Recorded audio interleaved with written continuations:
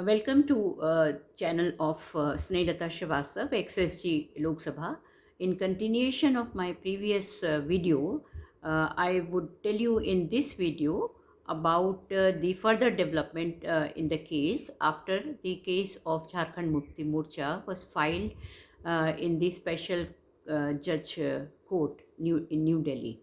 So when the special judge heard the arguments, he passed the order dated 6 May 1997, wherein he held that there is sufficient evidence on record to justify framing of charges against all the appellants. Then the revision petition against the said order of a special judge was filed in the Delhi High Court, and after examination of the matter, the Delhi High Court found that there was no ground for interfering with the order passed by the special judge. Feeling aggrieved by the said judgment of the High Court, the appellants moved in appeal to the Supreme Court of India.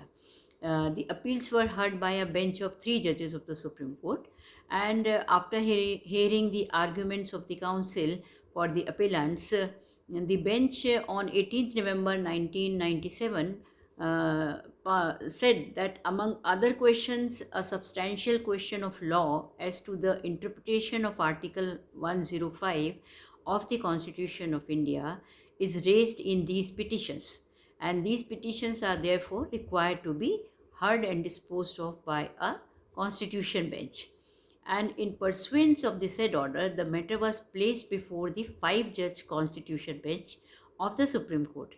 At the commencement of the hearing, the court passed the order on 9 December 1997 that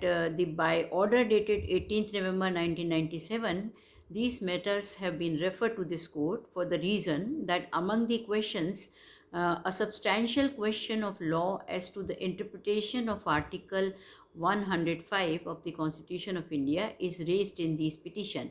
and these petitions are therefore required to be heard and disposed of by a constitution bench. And the 5-judge constitution bench of the Supreme Court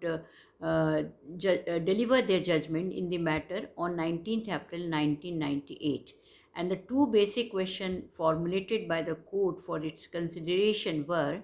does Article 105 of the Constitution confer any immunity on a member of parliament from being prosecuted in a criminal court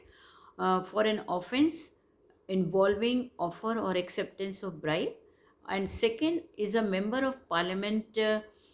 excluded from the ambit of the Prevention of Corruption Act 1988 for the reason that A, he is not a person who can be regarded as a public servant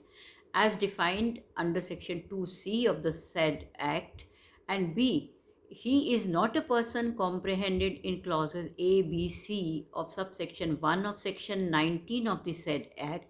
and there is no authority competent to grant sanction for his prosecution under the said act. 3 separate decisions were delivered by the